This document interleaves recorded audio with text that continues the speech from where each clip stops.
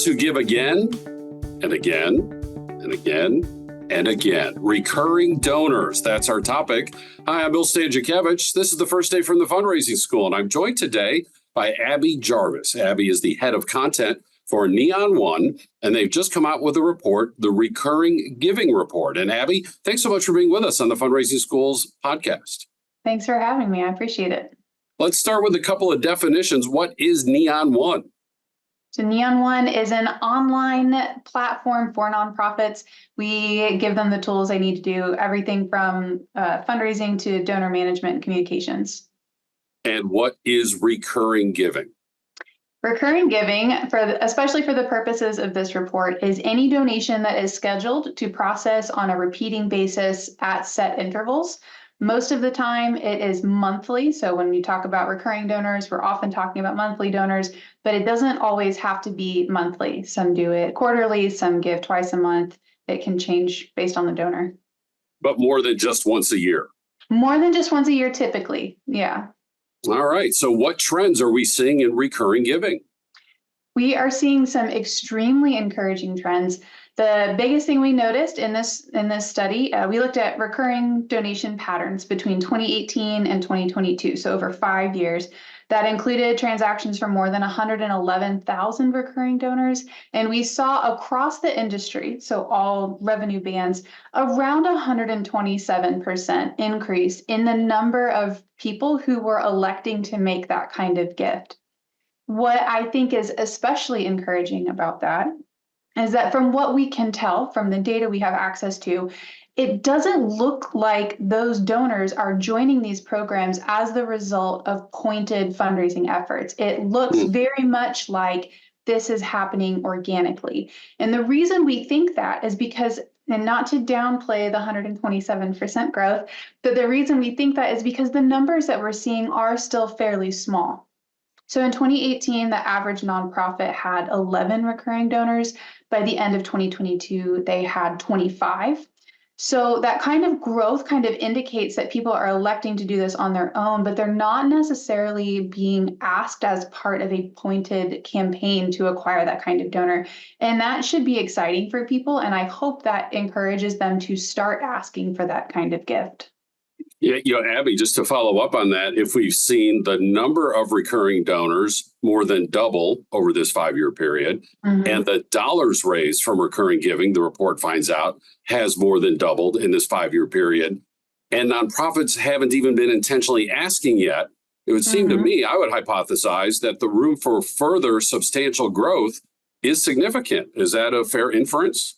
Yeah, I really think it is. And the other thing that I've noticed that I think is really exciting is around half of those donors elected to make additional gifts to the nonprofits they supported. And if that's happening, while there's not necessarily a pointed recurring giving program, that means that people are being generous in setting up those gifts, and they're being generous outside of those commitments, which I think is really remarkable. They have the habit of donating to the nonprofit and therefore could be open to a request for a special additional gift as the year goes along. Am I understanding that correctly? Yes, I think you are. And I think especially if people are receiving appeals that are tailored to their experiences that call out the fact that they are already remarkably generous, I think the potential to build deeper relationships with those donors is really remarkable. Abby, I want to ask you more about the donors in just a moment, but if we could take a look at the nonprofit organizations in this study, how many nonprofits did you look at?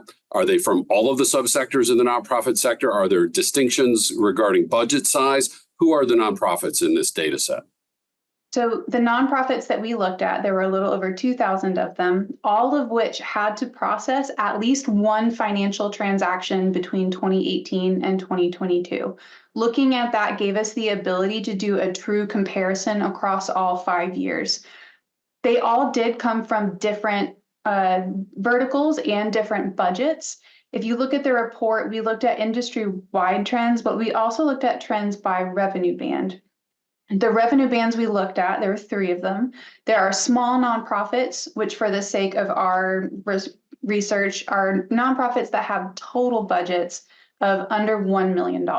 So that's revenue, and that's reported revenue. It's not revenue that came through our systems. That's the revenue reported to the IRS. There were also mid-sized nonprofits. They have annual revenue of between $1 and $5 million. Then there are large nonprofits that have revenue of $5 million or more. So the small nonprofits are at $1 million, medium size 1 to 5 million, and large are 5 million and greater. Yes. Small are up to 1 million. So Yep. anything up to that. Yeah, that's accurate. And when you said the different verticals, is that what, when I refer to subsectors like health, environment, arts, you cover the full gamut of the nonprofit sector, correct? Yes, we didn't exclude anybody from this research.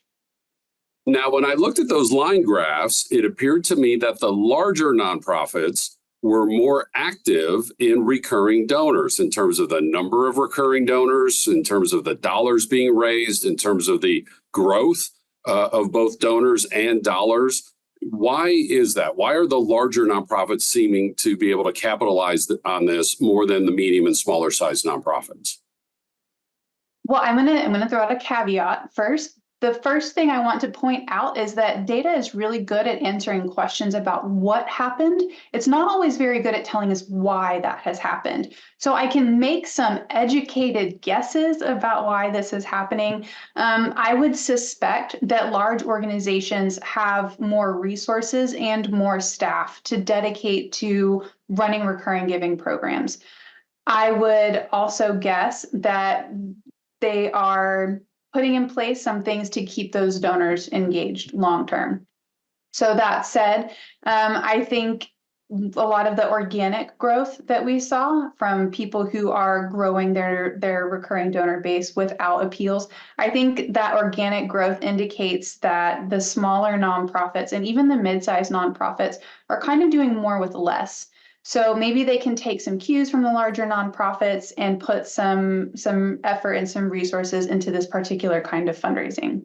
Well, respect for all of your answers, including that one. Spoken like a true researcher. I'm only going to tell you, Bill, what the data show, but that's okay. We do ask you for those educated guesses because you are close to your participants with Neon One and what you might be hearing from them anecdotally, including as you spend so much time with these data.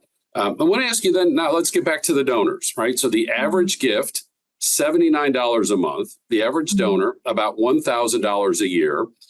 The average annual donor who is not recurring is over $2,000 a year. Help us understand these data that the recurring donors are with us consistently.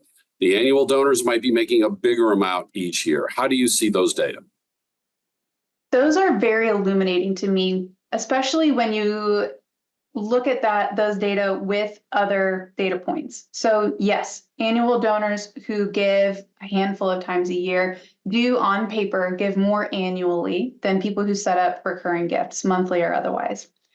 That said, the average donor lifetime for an annual donor is a little under 2 years. Specifically, it's 1.73 years.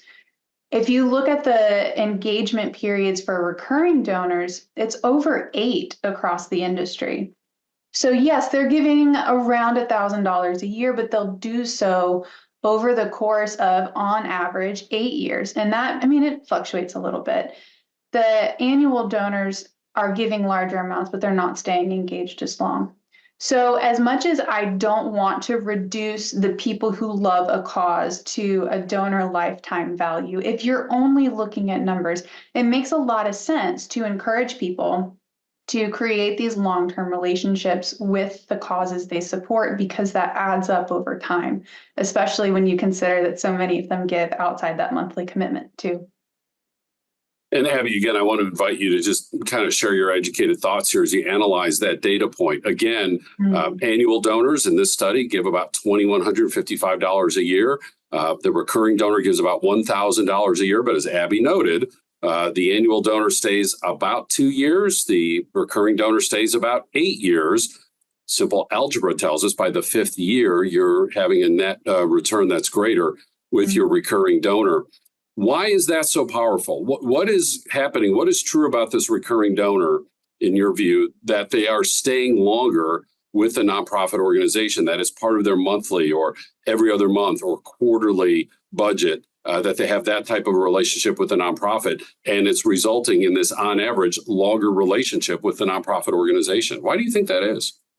Well, my favorite part of the report is actually an analysis we did of a little over 13,000 notes that donors left for the nonprofits they were supporting when they initiated their recurring gift.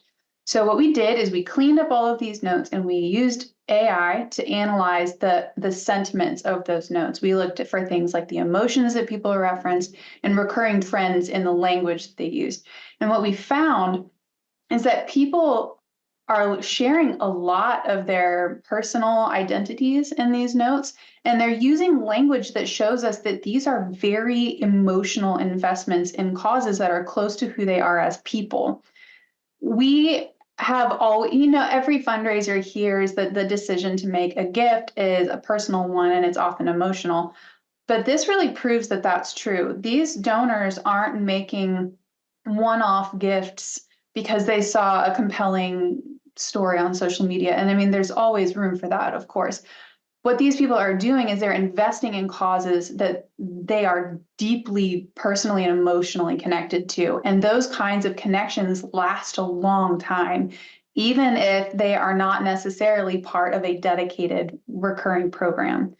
And I think that's what the secret is here. The nonprofits who are connecting with these donors are connecting with people who love their cause. And that love lasts a long time and can have a really remarkable impact. And that love is so strong, that emotional commitment, emotional connection is so strong that the donor makes the contribution to the nonprofit part of their regular budget, just like their monthly Spotify or Netflix bill, their monthly housing or utility bill. Now the charitable gift is on that regular basis, even if it's every other month or quarterly. It becomes part of that donor's life and their regular budget. Abby, are there any data in this study on the likelihood of recurring donors to increase their annual gift over time? I do know there is other research out there that shows that recurring donors could be more open to that invitation to give a higher amount from one year to the next. Does the report from Neon One shed any light in that regard? In this study, no, we don't have any data in here around that. But what we do know is that the level of personal and emotional commitments does often result in upgraded gifts, additional gifts throughout the year, and even looking forward, major gifts and legacy gifts, just because we know that those types of philanthropy are often based in long-term relationships. And this is a fantastic way to build those long-term relationships. Yeah, and as you mentioned earlier, about half of the donors in the study willing to make an additional annual gift on top of the recurring gifts that they've been making throughout the year. Abby, as we conclude here, what advice do you have for fundraisers? How can they utilize this report for their fundraising planning and their fundraising skill building? Any advice on how they can reach out and encourage donors to become recurring donors? What can fundraisers learn and what can they do with this information? My answer to this question sounds very silly and straightforward, but my answer simply is just to start. Just ask. If we're seeing this growth happening organically, from what we can tell without a lot of prompting, what could happen if this started being a priority for people? What I would encourage you to do, the first step, simply enable recurring donations on your form. Just start. And then as you are talking to donors, as you are writing appeals, as you're talking to your community on social media and through your other channels, just let them know that it is an option. I have always joked that in no part of fundraising is there an if we build it, they will come scenario. And I might be wrong. People are doing this without being prompted. So if you want to get started, just ask and then grow your community from there. You'll learn when to thank them and how to share stories with them and what inspires them. You'll learn, but you don't have to have a perfect plan right now. Just start. We need to have our organizational readiness in place so that we can record these gifts properly and thank and steward these donors properly. As Abby mentioned, present this as an option when you're doing your annual fundraising. You can also use some normative messaging. You know, there's a recent report out that says more and more donors are doing recurring gifts. Is that something you might be interested in, right? So a way to use the study as you're talking with your donors. And then again, don't have a hesitancy. If somebody is a recurring donor, we're grateful for that. And that could be the maximum amount of generosity they can provide to our nonprofit, but they also just might be open to another gift for a special reason during the year and an increased gift from one year to the next. Again, the study is the Recurring Giving Report from Neon One. Abby Jarvis is the head of content for Neon One. And this is consistent with our curriculum at the fundraising school, 24 public courses that talk about a one-time gift is good. A long-term relationship with the donor is the ideal, and the strategies that we teach and the fundamentals and the techniques move us in the direction of those long-term relationships with our donors while we continue the ongoing process of bringing new donors into our portfolio. We do these public courses in person in 10 United States cities, and of course online anywhere across the world. The public courses lead to 4 different certificates, and the curriculum can also be tailor-made, a little bit from this course, a little bit from that course, a little bit from this one over here. That can be customized specifically for your nonprofit, your region, your association, in person, anywhere around the world through our custom training programs. We have quarterly webinars, and of course, these weekly podcasts. All of our information is gathered in our textbook, Achieving Excellence in Fundraising, now out in the 5th edition. All of this is available online in an easy-to-use website, go.iu.edu/TFRS. go.iu.edu/TFRS for the fundraising school. Grateful to our guest today, Abby Jarvis, and a podcast produced by my colleagues, Mike Anthony and Jennifer Boffman. I'm Bill Stanczykiewicz, and now you are now more fully informed on this first day from the fundraising school.